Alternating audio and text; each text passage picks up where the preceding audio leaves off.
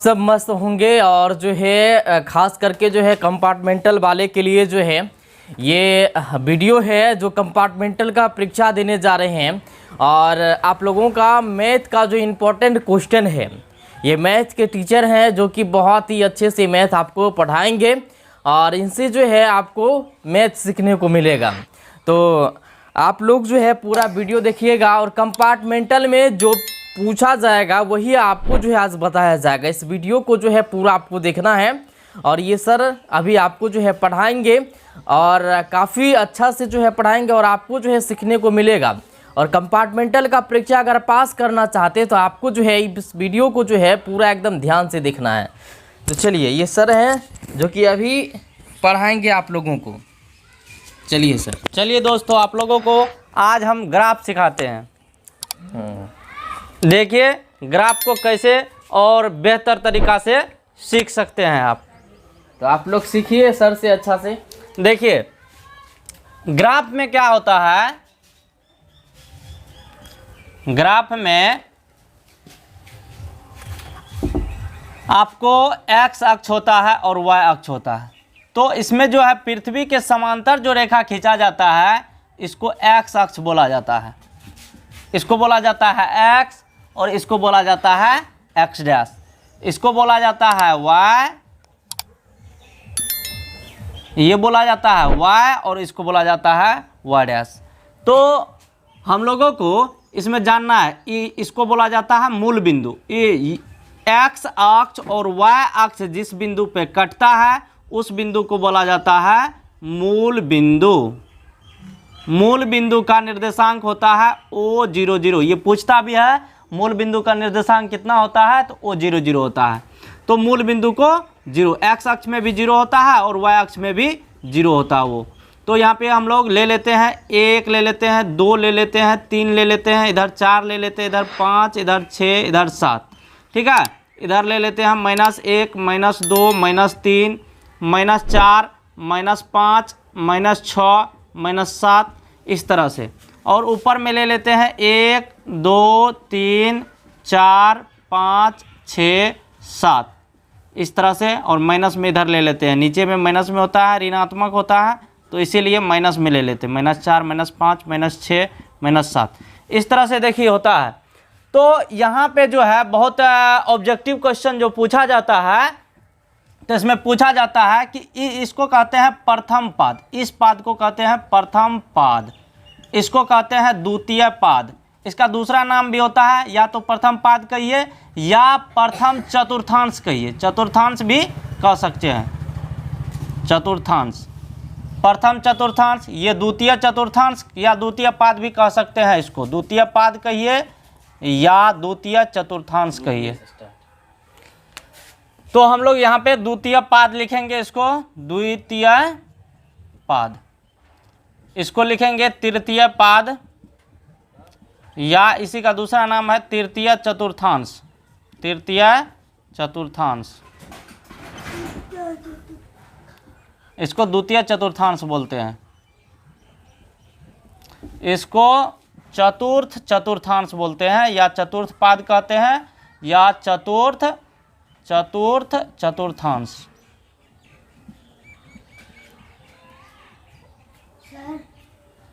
चतुर्थांश। देखिए इसमें क्या होता है, इसमें दोनों धनात्मक होता है। दोनों का मतलब एक्स अक्ष को पहले लिखा जाता है तो एक्स अक्ष भी धनात्मक होता है, वाई अक्ष को बाद में लिखा जाता है तो वाई अक्ष भी इसमें धनात्मक होता है। और इस अक्ष में देखिए, इस चतुर्थांश में, इस पाद में एक्स अक्ष माइनस में होता है, क्योंकि एक्स अक्ष यहाँ से इधर माइनस में है और वाई अक्ष जो है ऊपर प्लस में है, तो इसमें होता है माइनस और प्लस होता है। इसमें क्या होता है, एक्स अक्ष माइनस में होता है तो पहले माइनस देंगे, वाई अक्ष भी क्या होता है इसमें माइनस होता है, तो दोनों ऋणात्मक देंगे। इसमें क्या होता है, चतुर्थांश में एक्स अक्ष को पहले लिखा जाता है तो एक्स अक्ष प्लस में है, वाई अक्ष को बाद में लिखा जाता है, वाई अक्ष क्या है, माइनस में है। तो इस तरह से हम लोग को प्रथम चतुर्थांश में दोनों प्लस धनात्मक होता है, एक्स अक्ष भी और वाई अक्ष भी। इस द्वितीय चतुर्थांश में क्या होता है, एक्स अक्ष माने एक्स वाला अक्ष माइनस में होता है, ऋणात्मक होता है, और y वाला अक्ष जो होता है धनात्मक होता है। तृतीय पाद में क्या होता है, दोनों ऋणात्मक होता है। x अक्ष को पहले लिखा जाता है तो x में भी ऋणात्मक, और y अक्ष को बाद में लिखा जाता है तो y भी ऋणात्मक होता है। लेकिन चतुर्थ पाद में क्या होता है, x अक्ष धनात्मक होता है तो x अक्ष प्लस में हो गया, और y अक्ष क्या होता है, ऋणात्मक होता है तो y हो गया माइनस में। इसी तरह से ऑब्जेक्टिव क्वेश्चन आएगा हम लोग को, देखिए कैसे आता है, कहेगा कि 5 और -6 किस चतुर्थांश में है, किस चतुर्थांश में है या किस पाद में है। तो देखिए कौन चतुर्थांश में होगा ये, तो हम लोग को पहले प्लस अब बाद में माइनस, पहले प्लस है इसके आगे में नहीं है कुछ हो तो प्लस का चिन्ह है, और यहाँ पे माइनस का चिन्ह है। तो प्लस और माइनस देखिए कहाँ पे होता है, तो प्लस और माइनस इस चतुर्थांश में देखिए प्लस और माइनस, एक्स अक्ष प्लस में y अक्ष माइनस में। तो किस चतुर्थांश में है, तो चतुर्थ चतुर्थांश में है, तो इसको लिख सकते हैं चतुर्थ चतुर्थांश, ये चतुर्थ चतुर्थांश में होगा। इसी तरह से क्वेश्चन आएगा कि -5 प्लस -7 ये किस चतुर्थांश में होगा, किस चतुर्थांश में होगा। तो देखिए तो किस चतुर्थांश में ये होगा ये हम लोग देखते हैं। तो प्रथम चतुर्थांश में तो प्लस प्लस है, ये तो माइनस माइनस है, ये नहीं होगा। इस चतुर्थांश में देखते हैं माइनस प्लस है, इसमें तो दोनों माइनस है तो ये भी नहीं होगा। ये देखिए तृतीय चतुर्थांश में दोनों माइनस है, प्लस का भी एक्स अक्ष का भी और y अक्ष दोनों माइनस है। यहाँ पे देखिए एक्स अक्ष भी माइनस में है, y अक्ष, एक्स अक्ष का मान को ये बोला जाता है, ये है, और y अक्ष का मान ये है। तो हम लोग का दोनों माइनस में है, तो किस चतुर्थांश में होगा, तृतीय चतुर्थांश, तृतीय पाद कहिए या तृतीय चतुर्थांश कहिए या तृतीय चतुर्थांश कहिए, दोनों एक ही बात है। अब देखिए इसी तरह से क्वेश्चन हम लोग का आगे आएगा कि इस मान को क्या कहेंगे।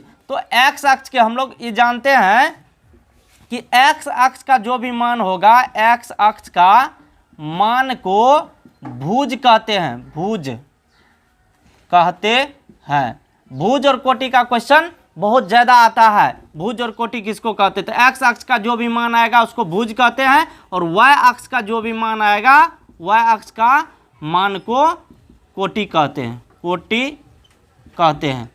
तो हम लोग का देखिए मान जो आएगा एक्स अक्ष का मान, तो जैसे 5 और 7 हो गया, कोई मान होगा 5 7, तो इसमें भुज कहेगा क्या होगा, भुज क्या है इसमें 5 और 7 में, भुज कोण है, भुज कोण है।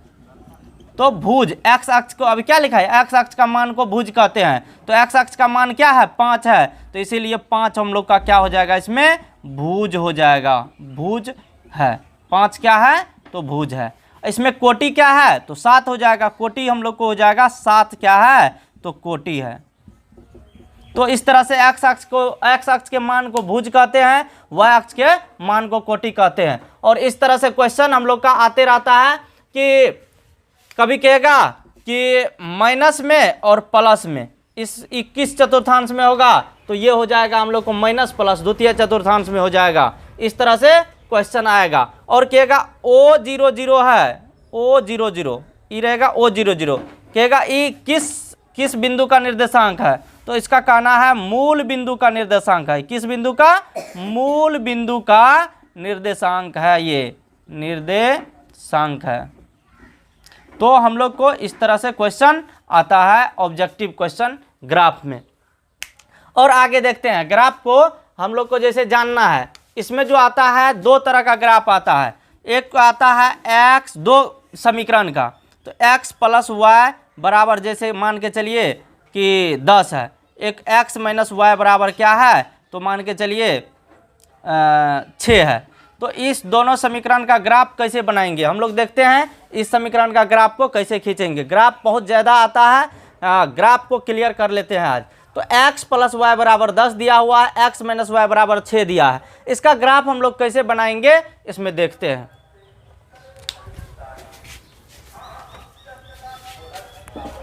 इसके लिए हम लोग को क्या करना पड़ेगा, देखिए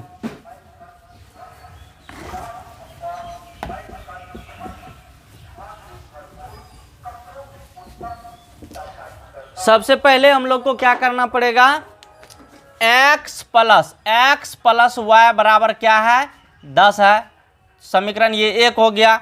x माइनस वाई बराबर क्या है, 6 है। x माइनस वाई बराबर क्या है, तो 6 है। ये समीकरण 2 हो गया। अब देखिए हम लोग क्या करेंगे, ग्राफ बनाने के लिए समीकरण 1 से लेंगे, 1 से। तो 1 में देखिए क्या हो जाएगा, x प्लस वाई बराबर क्या है, 10 है। तो हम लोग क्या करेंगे, x बराबर इसको उधर भेज देंगे तो 10 माइनस क्या हो जाएगा, y हो जाएगा। इसको क्या करेंगे, यहाँ से हम लोग खटाल बना लेंगे। इस खटाल में मान को पुट करेंगे। मान कैसे पुट करते हैं, देखिए कम से कम 3 मान लेना है, कम से कम 3, अधिक से अधिक जितना ले सके। 2 भी ले सकते हैं, लेकिन 2 लेने के बाद गलती होने का चांस रहता है, इसीलिए हम लोग 2 मान लेकर के नहीं करेंगे, कम से कम 3 मान लेंगे। तो अब देखिए यहाँ से क्या हो जाएगा, हम लोग को यहाँ पे हम लोग यदि रखते हैं, एक बार रखते हैं 5, यदि y के जगह पे हम लोग 5 रखते हैं यहाँ पे 5, तो क्या हो जाएगा, 10 में से 5 चल गया तो ये x का मान निकलेगा। x में से क्या हो जाएगा, 10 माइनस 5, तो क्या बचेगा, 5। जैसे मतलब x बराबर y के जगह हम लोग क्या रखे, 5 रखे, तो क्या हो जाएगा, x का x बराबर का बराबर 10 और माइनस क्या y के जगह पे 5, तो x बराबर क्या हो जाएगा, 5। तो हम लोग y में यदि 5 लिए तो x में भी क्या आया, 5 आया।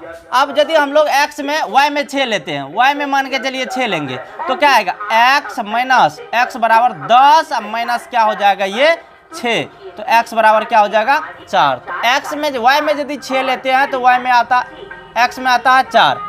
अब हम लोग y में क्या ले लेते हैं, 7 ले लेते हैं, तो देखिए क्या आएगा, तो x बराबर 10 माइनस 7, तो बराबर कितना, 3। तो x y में यदि हम लोग क्या ले लेते हैं, 7 लेते हैं, तो x में क्या आएगा, 3 आएगा। इस तरह से हम लोग ये एक समीकरण का हो गया। अब दूसरा समीकरण का लेते हैं, समीकरण 2 से। समीकरण 2 से यदि लेते हैं तो 2 में क्या है, x माइनस वाई बराबर 6 है। अब क्या हो जाएगा, x माइनस वाई, y को क्या करते हैं, ये माइनस में है, बराबर के उस साइड भेजते हैं, तो ये माइनस में रहता है, उस साइड जाता है तो प्लस में हो जाता है, तो 6 प्लस y हो जाएगा। अब इसका खटाल बना के हम लोग क्या करते हैं, हम मान पुट करते हैं इसमें। अब देखिए ये हो जाएगा x, ये हो जाएगा y। अब यहाँ पे क्या करते हैं, हम लोग मान पुट करते हैं, तो इसमें क्या हो जाएगा, y का मान रखते हैं यहाँ पे, y के जगह पे एक बार 0 रखते हैं। y के जगह पे यदि 0 रखते हैं तो 6 में 0 को जोड़ते हैं तो क्या होता है, 6। यदि y के जगह पे हम लोग 1 रखते हैं तो 6 में 1 जोड़ेंगे तो क्या हो जाएगा, 7। यदि हम लोग y के जगह पे 2 रखते हैं तो क्या हो जाएगा, 6 और 2 8 हो जाएगा। तो 3 ठो मान हम लोग को हो गया, 3 से ज़्यादा मान लेना जरूरी नहीं है। अब हम लोग क्या करते हैं, इसका ग्राफ खींचते हैं। देखिए ग्राफ कैसे खींचेंगे, सबसे पहले हम लोग को क्या किया जाता है, x अक्ष खींचा जाता है। तो ये हो गया हम लोग का x अक्ष, इसको लिखा जाता है x, इसको लिखा जाता है x डैश। अब y अक्ष खींचेंगे, इसी तरह से y अक्ष खींचेंगे। देखिए y अक्ष, ये हो गया y, ये हो गया y डैश, ये हो गया 0 0 ना। तो हम लोग क्या करते हैं, यहाँ पे 0 हो गया, यहाँ पे 1 हो गया, यहाँ पे 2 हो गया, यहाँ पे 3 हो गया, यहाँ पे 4 हो गया, यहाँ पे 5 हो गया, यहाँ पे 6 हो गया, यहाँ पे 7 हो गया। तो हम लोग को x का मान देखिए यहाँ पे कितना तक है, 8 तक है, तो इसलिए हम 8 तक मान को लेंगे यहाँ पे। तो यहाँ से क्या हो जाएगा, 8 यहाँ पे हो जाएगा। अब हम लोग को यहाँ पे क्या हुआ, माइनस में 1 ले लेंगे, माइनस में 2 ले लेंगे, माइनस में 3 ले लेंगे, माइनस में 4 ले लेंगे, माइनस में 5 ले लेंगे, माइनस में 6 ले लेंगे। तो इस तरह से ले लिया। अब ऊपर लेंगे 1, फिर 2, फिर 3, फिर 4, फिर 5, फिर 6, फिर 7, 8, इस तरह से ले लिया। 8 से ज़्यादा तो y का मान है भी नहीं।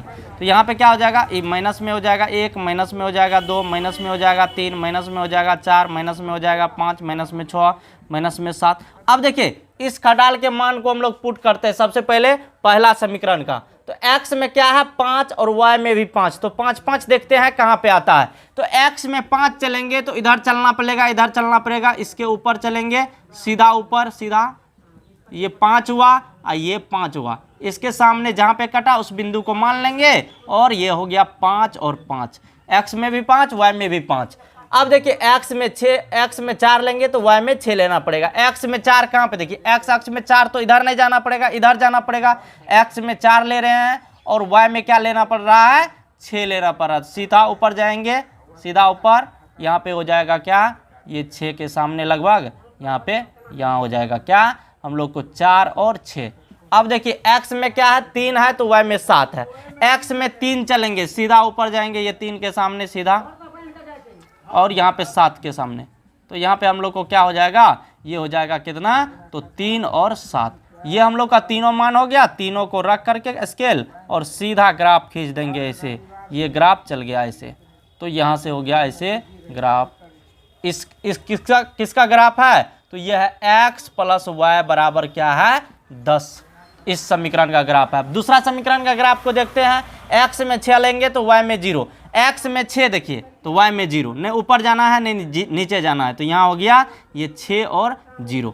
x में लेंगे 7 तो y में लेंगे 1, x में लेंगे 7 तो y में लेंगे 1, तो 1 किसके सामने, ये इसके सामने, यहाँ पे ऐसे ऐसे यहाँ पे यहाँ चल जाएगा। तो ये हो गया 7 और 1।